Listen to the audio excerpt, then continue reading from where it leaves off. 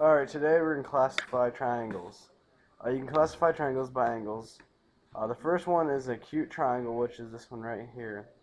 Acute triangles mean that all the angles are less than 90 or acute. So on this one you have 55, 80, and 45, so that makes it acute. The next one is obtuse. Obtuse angles mean that one angle is obtuse or greater than 90. So on this one you have 20, 50, and 110. Because the 110 it makes it obtuse. Right triangle is one angle is right or 90 degrees. So we have a 90 degree angle here, and we have 45 and 45. The next way you can classify triangles is by the sides. Classifying triangles by sides, you'll first have a scaling triangle, which means no two sides are the same. The next one is an isosceles triangles, which means at least two sides are the same, and it's shown by these two hash marks here. Then the final one is an equilateral triangle. All sides are the same. So by the hash marks here, it shows you that all sides are the same. And that is classifying triangles today. Alright, today we're going to cover angle sum theorem in lesson 4.2. Angle sum theorem means that the sum of the measures of angles of a triangle is 180.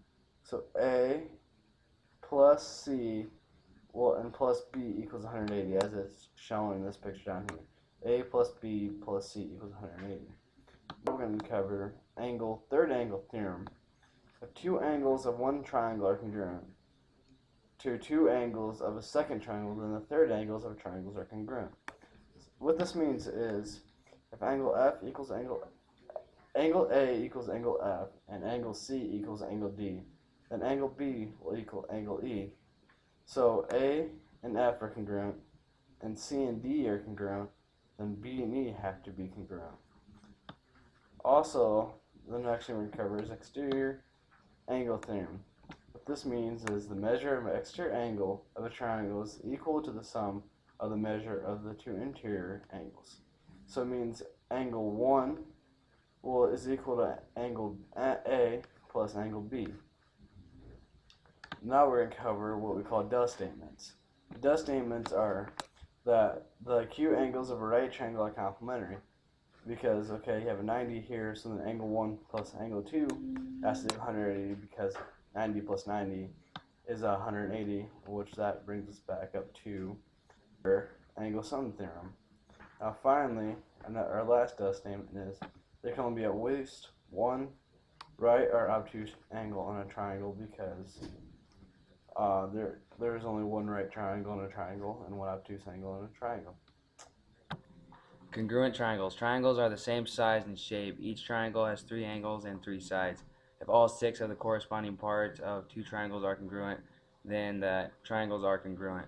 Like you can see in this picture, A is congruent to D, B is congruent to E, and F is congruent to C.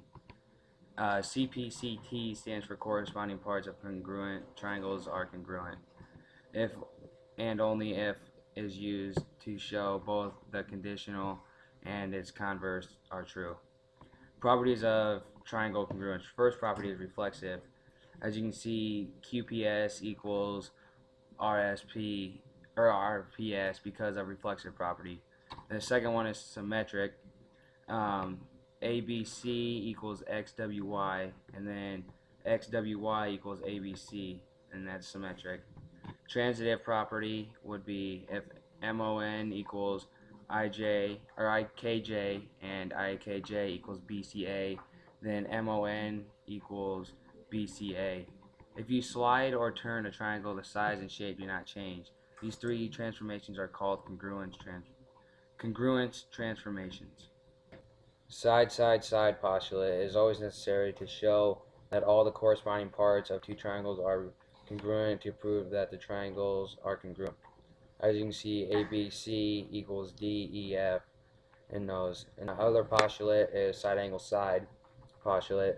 If two sides and the included angle of one triangle are congruent to two sides and the included angle of another triangle, then the triangles are congruent.